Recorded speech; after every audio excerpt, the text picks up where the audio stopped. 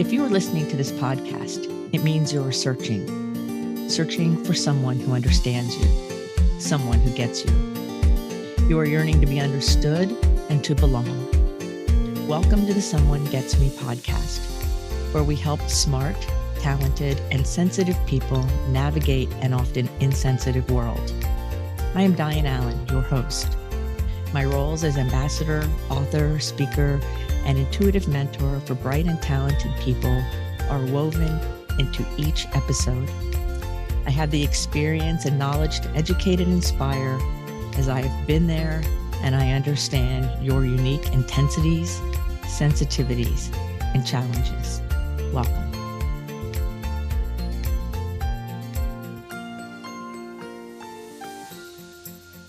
Hi friends, it's Diane here with Someone Gets Me. Today's episode is called 3 Core Wounds of Neurodivergent People and How to Heal Them. Now, we know that healing is a process. It is not an event. And oftentimes with the neurodivergent people I work with and the gifted people I work with, they want to believe that there's a finish line, that there's a destination, like it's a linear thing.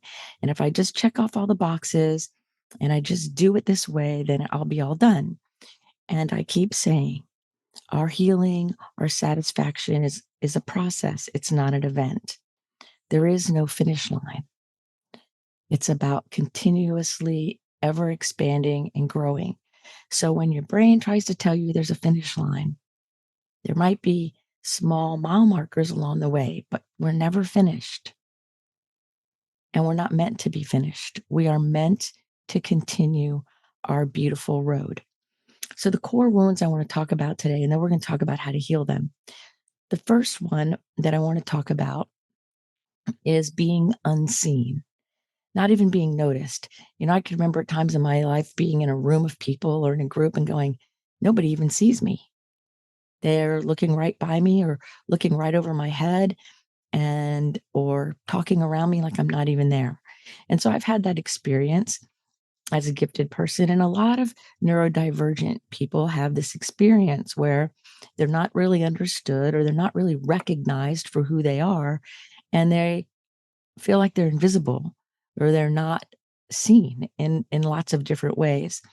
And so with that, there's that feeling of not being accepted or kind of, how can we say this? Like being a ghost or being like an alien or something, like what people see on the outside isn't who I am on the inside. And I so desperately want to be seen, or really physically not being seen or noticed in a group of people, or because a lot of people who are neurodivergent and gifted are introverts, the extroverted people are talking and it's very fast moving and it could be challenging. And so therefore it goes right on by and the person feels unseen and not recognized as valuable, which adds to vulnerability.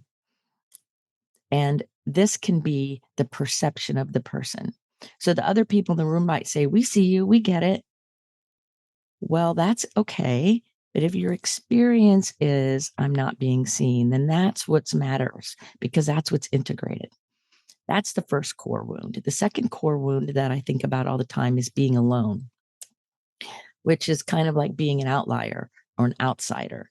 And there's a lot of different ways to look at this one, but a lot of people are either only children or they feel all alone because nobody understands them very much, or they never quite fit in, or a little quirky or different somehow. And that being an outlier or being outside of whatever the norm is of the group can leave somebody feeling alone, even if there's a ton of people there. And you can feel alone because you're not being invited to things you think you should be invited to or included in a way that is meaningful.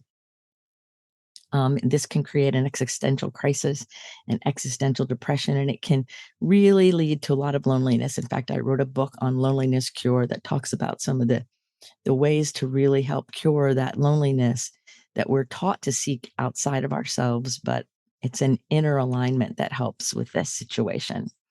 And the third core wound is being misunderstood. There's a lack of awareness in the world about being neurodivergent, about being gifted, about being intensely sensitive. And there's lots of differences in the nervous system of somebody who has any and all of those things and all the combinations thereof. And sometimes the person themselves, you yourself, may not even understand yourself and misunderstand yourself. So therefore you're misunderstood. So there's lots of levels of this one. And it changes as we go through life and as we have different people around us too, because you can be in one group that understands you and another group that doesn't.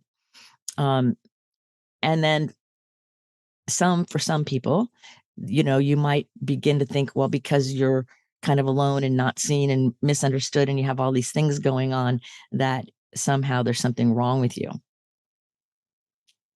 And so because we we believe something's wrong with us, we could easily feel misunderstood. So all these things, you see how they kind of swim together in a soup that can kind of create, some difficulty. Another way we're misunderstood is we're not affirmed for who we are or what we do or what we bring to the table. This happens with a lot of neurodivergent people who are visionaries, who see things way in advance and the rest of the group doesn't see it. And when they do see it a few years later, the person who came up with it is ignored because it's the second person who gets acknowledged, not the person who thought of it years before. That has personally happened to me. So there's these kinds of things that are core wounds that sometimes fester, sometimes they have kind of proverbial pus in them, sometimes they heal over really nice. But it's important to realize that all people are carrying some level of grief and pain and upset.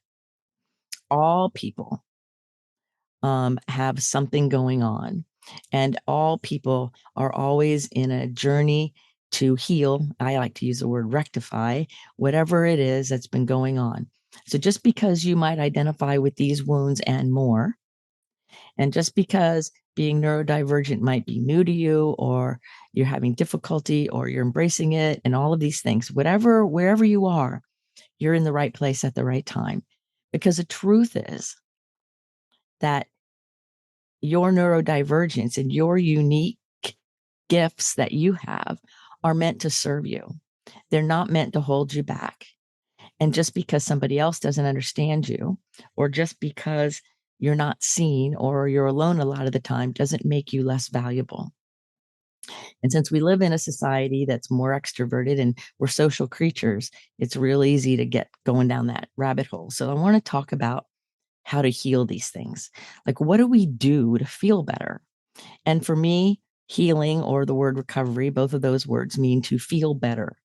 So it doesn't mean that it all goes away magically overnight. It doesn't mean it's a weekend project and we're all done, or we read a book or we go to a seminar.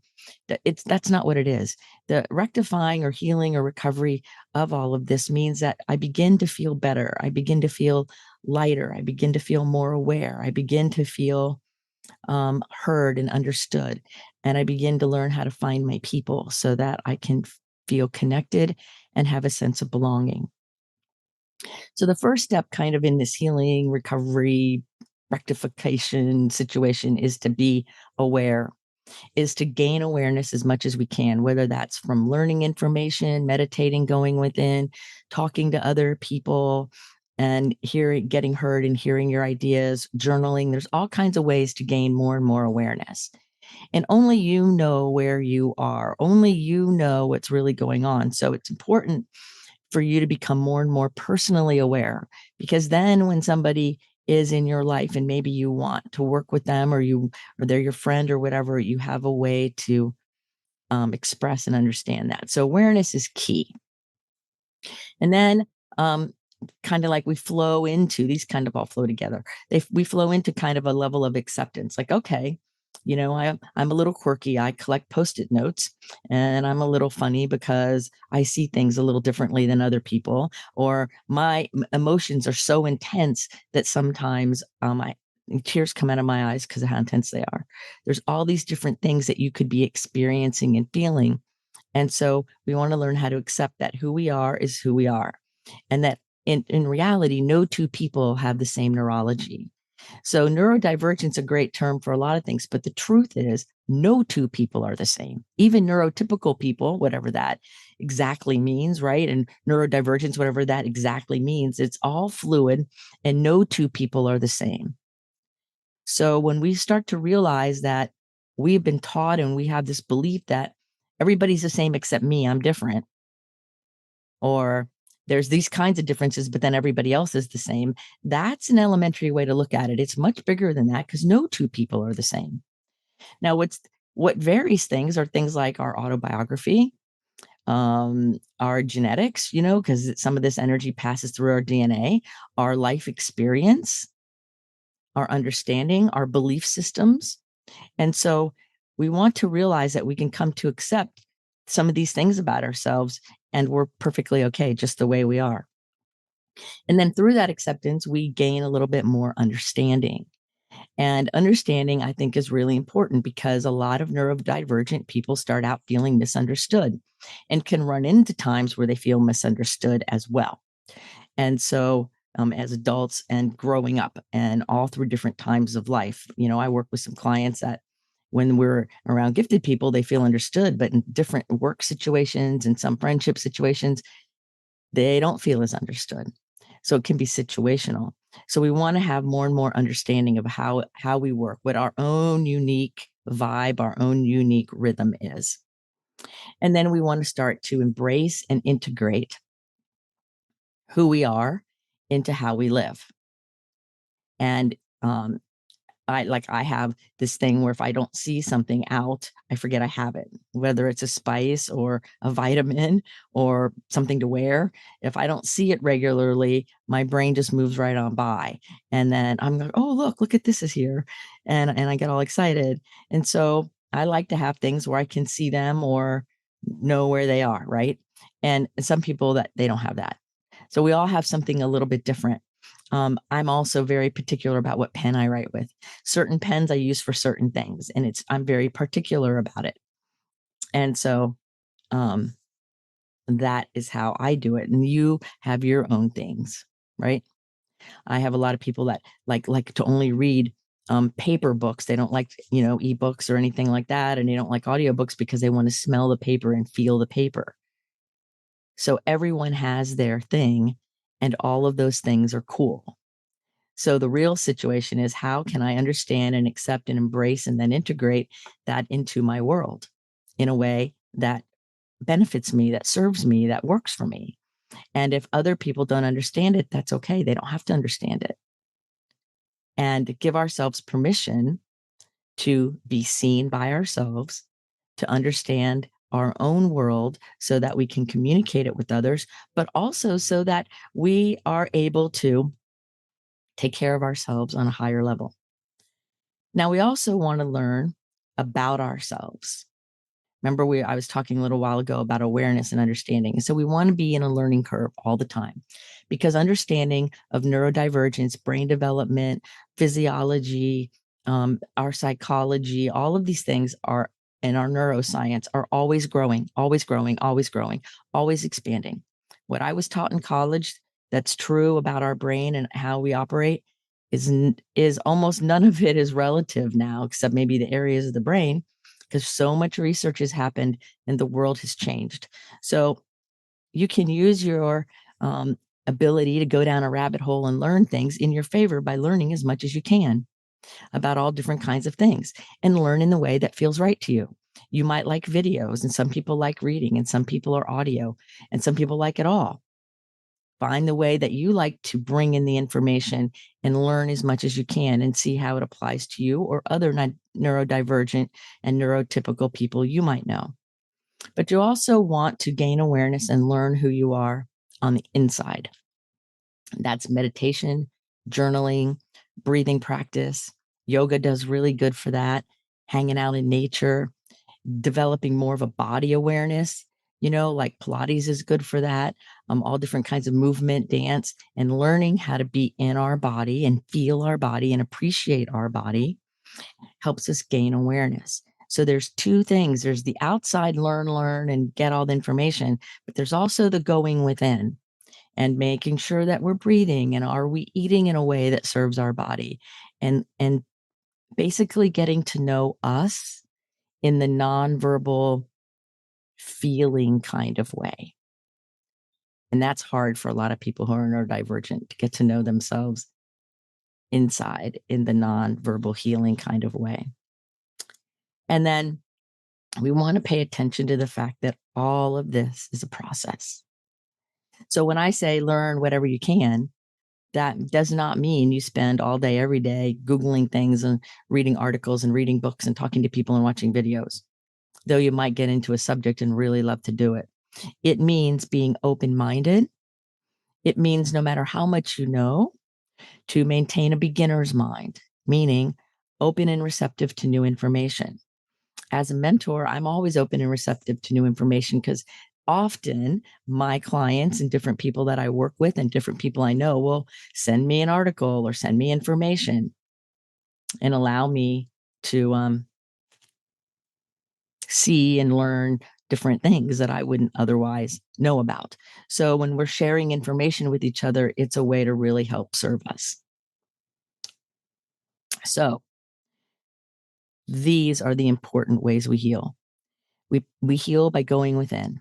Remember this, 80% of your freedom and your healing and your recovery and your feeling better, 80% is nonverbal.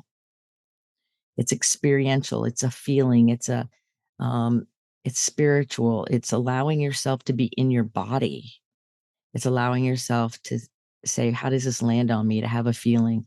It's allowing you to develop your faith and your trust. That's what it is. So it's an ongoing process. We have more awareness, we gain understanding and acceptance, and then we flow into more embracing and integration. And then that yields what? More awareness. So it's circular. There's a feedback loop built in to the way that we heal these core wounds. And just like if you pound a nail into a wooden fence and then you pull the nail out, that wound that's there is never exactly the same as the original wound, as the original wood, I mean, right? So yes, you're going to be different because of the things you've gone through and because of your neurodivergence. You are different, yes. And that difference can be used in your favor when you allow it to be. That ability to say, how can I take these things, these qualities, these understandings, and use them in my favor in a higher way, not in the ego way, right? It's important. It's important we realize that, people all the time are talking about all the assets and gifts of being gifted and maybe neurodivergent in these things. But there's also the difficulty and the challenges. And within those challenges, within the grief, within the challenges, that's the healing, the experience of the feeling, the letting yourself feel the wound in a safe way and then emerge on the other side of it. That's your healing. There's your freedom. That's how it goes. So I hope this has helped you. I hope this episode, though it might be a little shorter than some, has given you some things to think about. So realize if you're feeling alone or you're feeling misunderstood or nobody sees you. Quite frankly, I've had every single one of those experiences. This podcast is called Someone Gets Me for a reason. My new book is called Someone Gets Me for a reason, because it's very common in people who are gifted, intensely sensitive, neurodivergent in all different kinds of ways. It's very common within that group. So all of us have something in common where we are rectifying and we are helping ourselves feel better as we heal these disruptions, these wounds. I like to use the word disruption more than wound because it reminds me that I can get a flow back. I can get my own flow and it's all going to be okay. So gain awareness, start there, pay attention, do some journaling, do some breathing, just feel your breath and how the air comes in and out of your nostrils. Feel the temperature, feel the sun on your skin or the breeze on your face. Just allow yourself to experience your life in all the richness that it is. And ask yourself the question, what's good about this? What's good about this? What's good about the fact that you see it differently or you feel it differently? What's good about it? How is it a benefit? Instead of pathologizing yourself and saying, what's wrong with me, start saying what's right with me, what's good with me. And believe me, I have to do these same things with myself. We're all in this together. So if you have any questions or comments, or you want to chat with me about these things, my email's in the show notes, or you can go on my website and sign up for a free 30-minute call, whatever you think will work for you the best. Until the next episode, if someone gets me, remember to keep your face to the sun so the shadows fall behind you, because you're a rock star. You are here on purpose with a purpose. So go out there and let your light shine. And remember, you're perfect, you are whole, and you are complete. Remember that. Until the next episode, be well. Are you tired of searching for someone to understand you? Join our Facebook group, Someone Gets Me. In this group, you will be able to connect with others who are intense, sensitive, smart, and talented.